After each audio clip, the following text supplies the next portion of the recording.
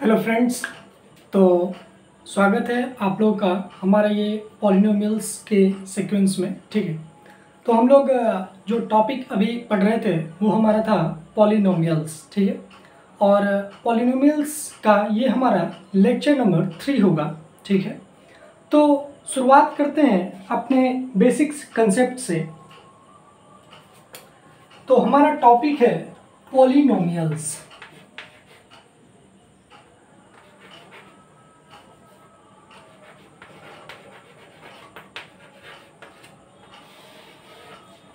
और ये लेक्चर होगा हमारा 3। ठीक है, तो हम लोग फर्स्ट लेक्चर में इंट्रोडक्शन ऑफ पॉलिनोमियल्स के बारे में पढ़े थे कि पॉलिनोमियल्स किसको कहते हैं, पॉलिनोमियल्स के जनक किनको कहा जाता है, यानी कि फादर ऑफ पॉलिनोमियल्स। और उसके बाद हम लोग कोफिशिएंट के बारे में देखे थे, ऑर्डर डिग्री क्या होता है उस चीज़ के बारे में देखे थे।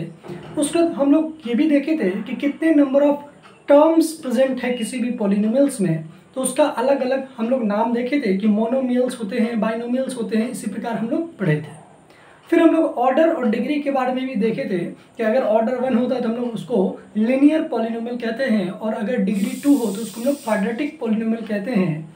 और हम लोगों ने एक इम्पॉर्टेंट चीज़ देखा था कि जो जनरल फॉर्मूला होता है या जनरल टर्म बोलिए आप उसको पॉलिनोमियल्स का, वो हमारा जो था उसमें एक इम्पॉर्टेंट बात ये था कि जो पावर होता है एक्स का वो मस्ट भी बिलोंग्स करना चाहिए किससे, नेचुरल नंबर से। ठीक है, और उसमें जीरो भी इंक्लूड होगा। जैसे मान के लिए suppose y is two suppose 5 है, या फिर आप कह सकते हैं कि x इज टू अगर 5 है। ठीक है, तो ये जो 5 है, ठीक है, इसको हम लोग पॉलिनोमियल्स कहते हैं, और इस टाइप के पॉलिनोमियल्स को हम लोग कांस्टेंट पॉलिनोमियल्स कहा जाता है। ये शायद होमवर्क क्वेश्चंस भी था कि अगर x इज टू किसको एक कांस्टेंट वैल्यू गिवन है, ठीक है, तो उस टाइप्स के पॉलिनोमियल्स को क्या कहा जाता है, तो उस टाइप्स के पॉलिनोमियल्स को हम लोग कांस्टेंट पॉलिनोमियल्स कहते हैं। ठीक है, तो हम लोग उसके आगे जो पढ़ने का कोशिश कर रहे थे वो ये था सेकेंड लेक्चर में हम लोग देखे थे कि किसी भी क्वाड्रेटिक इक्वेशंस और क्यूबिक इक्वेशंस के बारे में हम लोग को क्लास 10 आपका बोर्ड चाहे सीबीएसई हो या फिर आपका आईसीएसई बोर्ड हो, तो आपको क्वाड्रेटिक इक्वेशंस और या आप कह सकते हैं क्वाड्रेटिक पॉलिनोमियल और क्यूबिक पॉलिनोमियल के बारे में पढ़ना होता है। ठीक है, तो सेकेंड लेक्चर में हम लोगों ने बहुत अच्छे से और 2 से 3 मेथड से जो है वो डिराइव करके देखे थे कि पॉलिनोमियल्स जो है वो क्वाड्रेटिक पॉलिनोमियल्स वो कैसे फॉर्म होता है। और उसके बारे में हम लोग ये भी देखे थे थोड़ा बहुत कि जीरोस किसको कहते हैं। ठीक है, और उसका हम लोग डेराइव देखे थे कि सम ऑफ रूट्स का फॉर्मूला क्या होता है, रूट्स किसको कहते हैं, और प्रोडक्ट ऑफ रूट्स क्या होता है। और उसके बाद हम लोग प्रोडक्ट ऑफ रूट से और सम ऑफ रूट से किसी भी क्वाड्रेटिक पॉलिनोमियल्स को कैसे फॉर्म करते हैं, ये सब सारे डिटेल्स जो है हम लोगों ने लेक्चर 2 में डिस्कशन कर चुका है। ठीक है, तो आज का जो हमारा लेक्चर है दैट इज लेक्चर 3, इसमें हम लोग कुछ इंपॉर्टेंट क्वेश्चंस का प्रैक्टिस करेंगे। तो देखिए क्वेश्चन इस प्रकार है, जैसे मान के लिए सपोज आपके पास कोई एक पॉलिनोमियल गिवन है, suppose P X is two X cube minus X square plus 2x plus 2।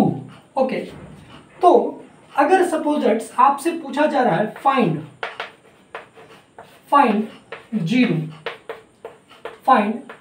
p of 0 is to what, ये हमारा फर्स्ट क्वेश्चन है। ठीक है, तो इस क्वेश्चन को देखिएगा, इसका मतलब क्या है, इस बात को समझने का कोशिश कीजिएगा। इसका मतलब होता है कि px के टर्म में एक हमारे पास पॉलिनोमियल्स गिवन है, तो जहां जहां x है वहां वहां आपको पुट करना है 0। ओके, तो जैसे हमको निकालना p ऑफ 0 क्या होगा, तो हम ऐसे स्टेप लिखेंगे p ऑफ 0 इक्वल टू, और x के जगह क्या पुट करेंगे 0, तो 0 का क्यूब हम लोग जानते हैं 0 होगा, माइनस 0 प्लस 0 प्लस 2। इसका मतलब हम कह सकते हैं कि p ऑफ 0 का जो वैल्यू है वो दैट इज 2 आएगा। तो हम ऐसा भी कह सकते हैं कि इनपुट जब 0 डाला था तो आउटपुट मेरा पॉजिटिव आया। ध्यान से देखिएगा बस। ठीक है, अगर सपोज आपसे पूछा जाए p ऑफ -1, तो क्या आप लोग फाइंड आउट कर सकते हैं? तो फाइंड आउट करके बताइएगा इसका वैल्यू क्या होगा। ठीक है, वीडियो को पॉज कीजिए और ट्राई कीजिए एक बार। तो जैसे अगर p ऑफ -1 अगर हम लोगों को फाइंड आउट करना है तो हम लोग लिखेंगे यहाँ पे -1 का पावर 3 -1 का पावर 2 प्लस 2 इंटू -1 प्लस 2। ठीक है, तो यहाँ से हमारा जो रिजल्ट होगा वो क्या होगा उस चीज़ को देखिएगा। इसके लिए एक और हम कंसेप्ट आपको बता दे, ध्यान से देख लीजिएगा। थोड़ा सा एक नोट डाल के इस पॉइंट को बनाने का कोशिश कीजिएगा। Note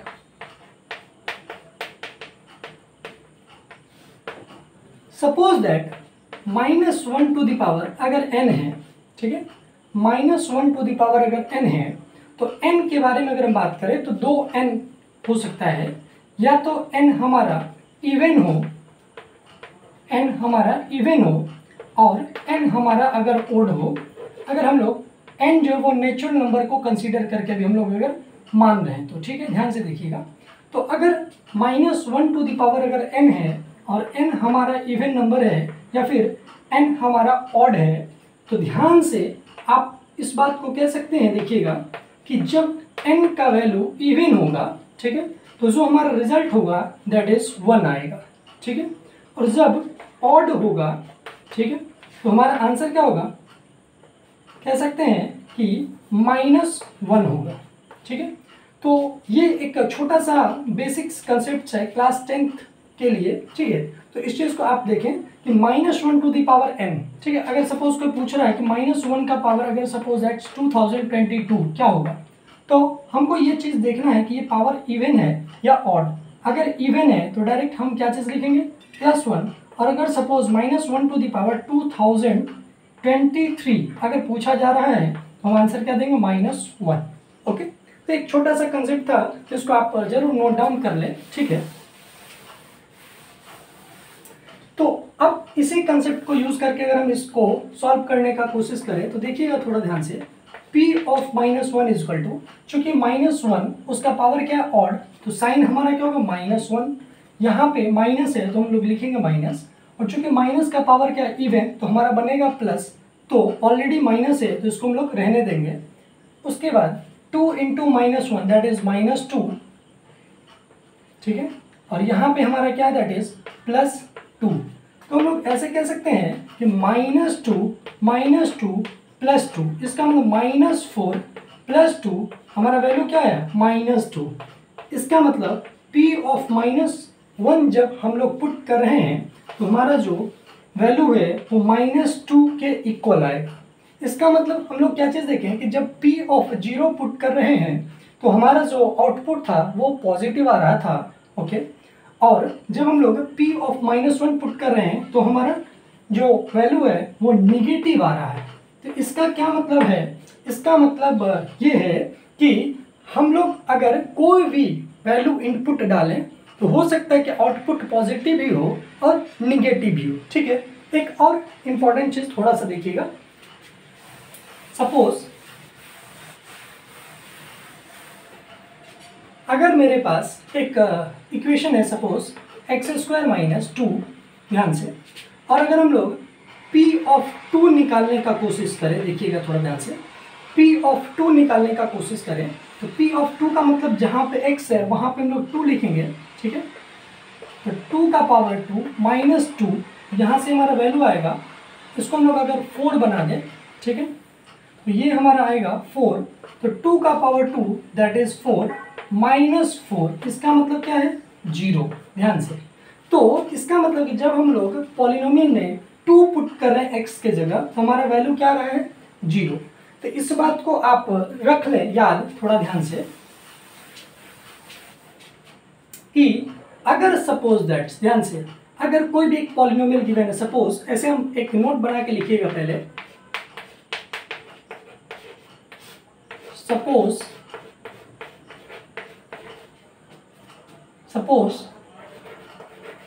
ax² + bx + c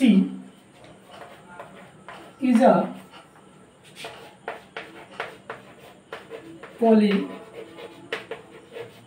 polynomial and if we put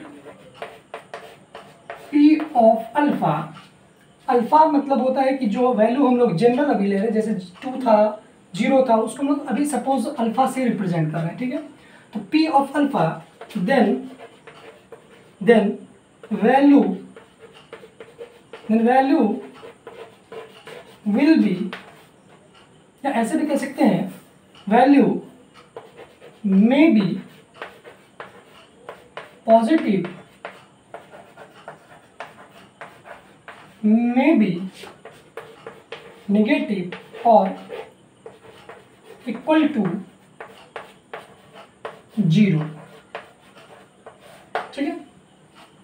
तो इसमें एक इंपॉर्टेंट बात है, उस चीज को देखिएगा थोड़ा ध्यान से। इसको अपन अगर फर्स्ट पॉइंट कंसीडर करें और इसको हम लोग सेकेंड पॉइंट में देखिएगा कि जब हम लोग p ऑफ अल्फा, ध्यान से, मतलब कि वो वैल्यू पुट करने से, मतलब ऐसा भी कह सकते हैं कि कोई वैल्यू अगर पुट करने से पॉलिनोमियल में अगर हमारा आउटपुट या कह सकते हैं आउटकम अगर 0 के इक्वल टू आ रहा है, तो इसका मतलब है कि वो जो वैल्यू है वो उस पॉलिनोमियल्स का जीरोस कहलाएगा।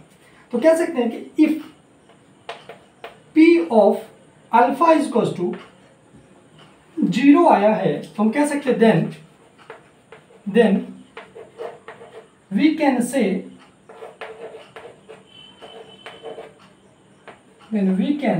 से अल्फा इज जीरोस और रूट्स और सॉल्यूशन ऑफ px। ये इंपॉर्टेंट पॉइंट है, इस बात को आप लिख लें और फिर एक बार खुद से सोच के देखिए कि इसका मतलब क्या है, ठीक है। तो ये 2 पॉइंट नोट डाल के आप लिख लें और ये इंपॉर्टेंट चीज़ है, ठीक है। उसके बाद हम लोग आगे बढ़ते हैं, थोड़ा ध्यान से देखिएगा। सपोज हमारे पास ये क्वेश्चन है कि इफ px इक्वल टू हमारे पास क्यूबिक पॉलिनोमियल है, तो आप लोग को फाइंड आउट करना है p ऑफ √3।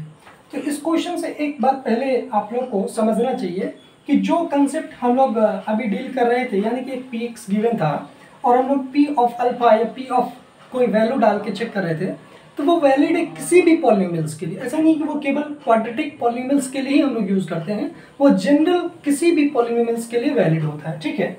तो अगर हमारे पास ये px गिवन है और हम लोग को p ऑफ √3 फाइंड आउट करना है, तो हम लोग इस प्रकार लिखेंगे, देखिएगा, p of √3 is equal to 2 into √3 power 3 minus √3 into √3 का पावर 2 प्लस √3 प्लस 4, ठीक है। तो यहाँ से हम लोग कह सकते हैं 2 इंटू, अब ध्यान से समझने का कोशिश कीजिएगा, ये जो √3 है इसका मतलब क्या है, इस बात को समझने का कोशिश कीजिएगा। तो √3 का पावर अगर 3 है, इसका मतलब है कि √3 इंटू √3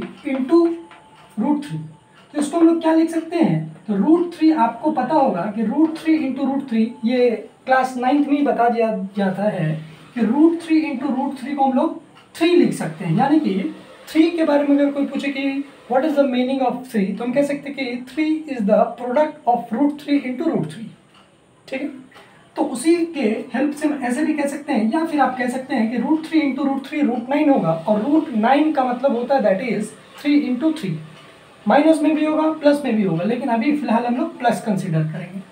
तो यहाँ से हमारा √3 इंटू √3 दैट इज कह सकते हैं कि 3 होगा, और आगे क्या था √3, तो इसका मतलब आप ये कह सकते हैं। एक बात देखिएगा थोड़ा ध्यान से, ये क्लास 10th के बहुत बच्चे को ये बात नहीं पता होता, एक तो ये, दूसरी बात जो है वो बहुत बच्चा को नहीं पता होता है।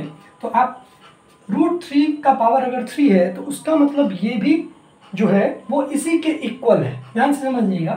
तो ये √2 का मतलब क्या होता है, √2 का मतलब है 3 का पावर 1/2।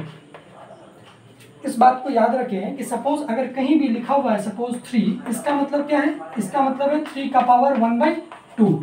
अगर सपोज लिखा हुआ है यहाँ पे 5 √3, इसका मतलब है 3 का पावर 1/5। यानी कि हम कह सकते हैं कि अगर अल्फा है सपोज और यहाँ पे n है, तो हम कह सकते हैं कि अल्फा का पावर क्या होता है 1/n। इस बात को आप अच्छे से याद कर लें और ये आपको बहुत ही काम का चीज़ है। जब आप लॉग पढ़ोगे तो आपको ये कंसेप्ट का यूज़ बहुत ज़्यादा करना होता है। अगर आप ICSE बोर्ड में होंगे तो शायद आप बहुत अच्छे से जानते होंगे, ठीक है। तो अगर हम यहाँ पे डिस्कस करें सेकेंड बात कि √3 का पावर अगर 3 है तो √3 को हम लोग बोलते हैं पावर 1/2 और उसका पावर चूंकि कितना है 3। तो जो बच्चा क्लास 8 में पढ़ा होगा एक्सपोनेंट, उनको पता होगा कि पापा का पापा को मल्टीप्लाई किया जाता है, यानी कि पावर का पावर है तो उसको हम लोग मल्टीप्लाई करते हैं। तो यहाँ पे हमारा वैल्यू आएगा 3 और 1/2 को अगर हम लोग 3 से मल्टीप्लाई करेंगे तो हमारा वैल्यू क्या होगा 3/2। इसका मतलब हम कह सकते हैं कि √3 का पावर अगर 3 है तो उसका मतलब है कि 3 का पावर 3/2। ओके, तो ये एक छोटा सा अच्छा कंसेप्ट था जो हम आप लोगों को बता दिए हैं। उसके बाद देखिएगा थोड़ा ध्यान से अब।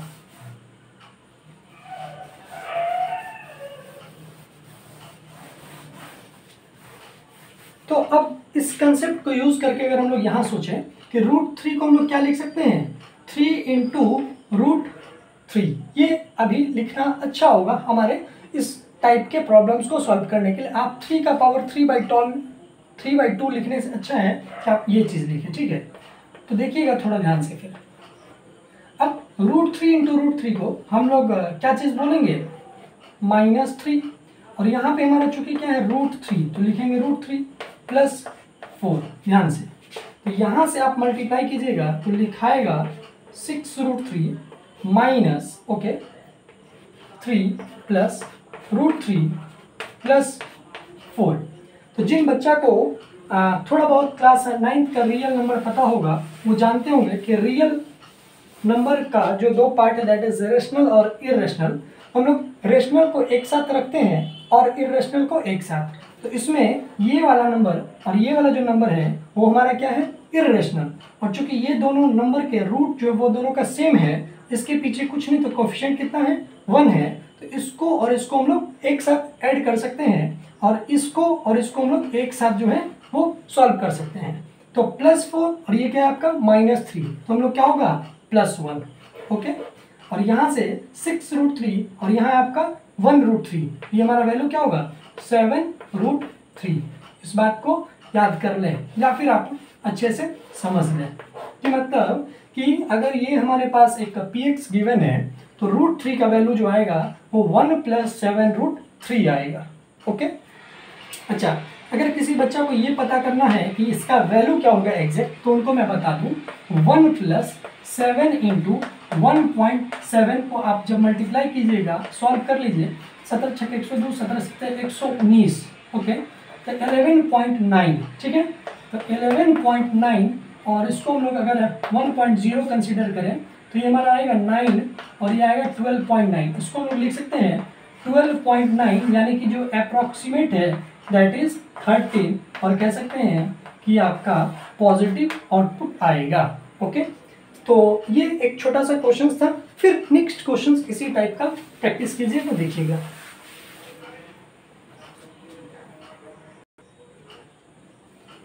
तो ये एक नेक्स्ट क्वेश्चन देखिएगा। आपके पास एक क्वाड्रेटिक इक्वेशन गिवन है, आपको find p of 2√2 find out करना है, ठीक है।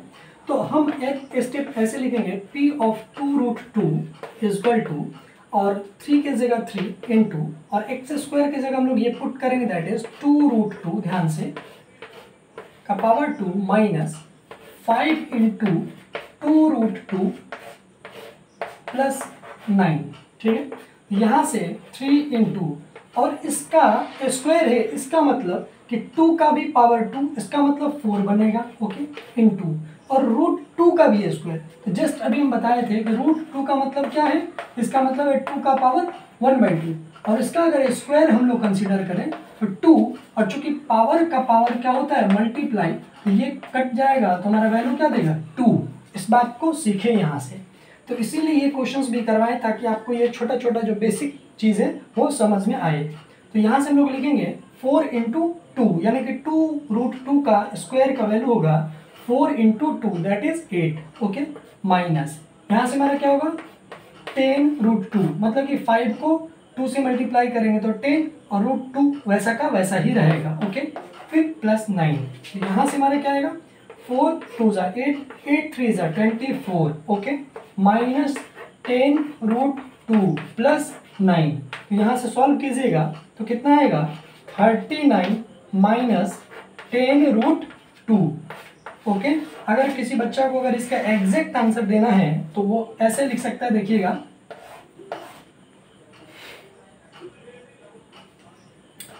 33 - 10 इंटू, और √2 का वैल्यू अगर आप निकालना जानते हैं तो अच्छी बात है, ठीक है, वो स्क्वायर रूट क्लास 8 में ही बता दिया जाता है। और अगर आप किसी भी रूट के वैल्यू को फाइंड आउट नहीं कर सकते हैं तो आपसे एक रिक्वेस्ट है कि एटलीस्ट कम से कम √2 से लेकर के और √8 तक के वैल्यू को याद कर लें, ठीक है, और उसके बाद फिर आप आसानी से कर सकते हैं, ठीक है। तो यहाँ से 1.4 आएगा, फिर आप इसको सॉल्व कीजिएगा, जो आउटपुट आएगा देख लीजिएगा वो पॉजिटिव आना चाहिए, ठीक है। तो ये हमारा एक नेक्स्ट क्वेश्चन था। फिर एक क्वेश्चन और देखिएगा, हाँ, तो ये हमारा नेक्स्ट क्वेश्चन है। क्वेश्चन क्या है कि इफ x = 2x² + 5x - 4, तो आपको फाइंड आउट क्या करना है, फाइंड 2 + √2 = व्हाट, ठीक है। तो सिमिलर टाइप प्रॉब्लम है, लेकिन थोड़ा सा कैलकुलेशन जो है वो इसका अच्छा है, इसीलिए ये क्वेश्चंस भी आप लोग को करवा दिया जा रहा है, ठीक है। तो ये सारे प्रॉब्लम्स किसी बुक्स में नहीं, खुद से जो है वो आ जाता है तो बना दिया जाता है। यहाँ पे देखिएगा थोड़ा, तो अगर हम लोग 2 + √2 है पुट करना है x की जगह, तो ध्यान से देखिएगा 2 इंटू, इसको हम लोग लिखेंगे 2 + √2 का स्क्वायर -5 इंटू 2 + √2 -4, ठीक है। तो इस क्वेश्चन में एक बात आपको सीखना है, क्या उस चीज़ को थोड़ा नोटिस कीजिएगा। तो ये 2 + √2 का स्क्वायर अगर निकालना है तो इसका मतलब है ये हमारा रेशनल पार्ट है और ये हमारा इरेशनल पार्ट है।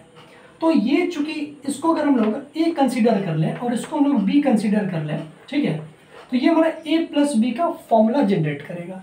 इसका मतलब हम लोग जानते भी हैं कि a + b का जो फॉर्मूला है दैट इज a² जो 2ab जो b² होता है, ठीक है। तो आप इसमें पुट कीजिएगा तो इसका क्या होगा a² का मतलब 2 का स्क्वायर, तो 2 का कितना होगा 4 प्लस 2ab, 2 इंटू a के जगह पे आपको 2 लिखना है और b के जगह पे लिखना है दैट इज √2 प्लस और b² तो √2 का स्क्वायर, तो हम आपको जस्ट बताए हैं कि √2 का मतलब क्या होता है, इसका मतलब है 2 का पावर 1/2, और चूंकि इसका अगर स्क्वायर है तो इसका मतलब पावर का गुना पावर से कर दे तो ये कटेगा, हमारा वैल्यू क्या होगा 2। इसका मतलब ये भी आपको सीखने को मिला होगा कि कभी भी अगर कोई √x है, ठीक है, और उसको अगर हम लोग स्क्वायर करें तो हमारा वैल्यू क्या देगा x। इस बात को आप समझ लें, ठीक है, और नोट कर लें, ठीक है। तो देखिएगा यहाँ से, तो a² + 2ab + b² हम लोग लिख सकते हैं 2 माइनस, और इसको अगर हम लोग मल्टीप्लाई करें तो लिखेंगे -10 माइनस के साथ माइनस, माइनस माइनस प्लस, और यहाँ पे आपका होगा माइनस प्लस माइनस, तो यहाँ से आपका आएगा 5√2 -4, ठीक है। इसको सॉल्व करने के बाद देखिएगा थोड़ा ध्यान से, हम लोग ऐसे लिख सकते हैं, इसका वैल्यू क्या आएगा 2 2 ज़ा 4, 4√2, और यहाँ क्या है 4 और यहाँ है 2, इसका मतलब ये दोनों रेशनल पार्ट को एक साथ, तो लिखेंगे 6 प्लस 4√2 -10 -5√2 और -4। ध्यान से,